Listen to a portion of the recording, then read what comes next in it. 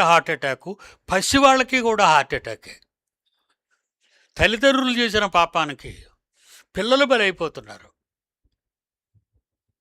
ఏ కాలంలో పెళ్లి చేసుకోవాలో అప్పుడే చేసుకోవాలి. ఏ కాలంలో పిల్లల్ని దైవభక్తిలో పెంచాలి అప్పటి నుంచే పెంచాలి. కానీ మీరు అలా పెంచడం లేదు మీ పిల్లల్ని.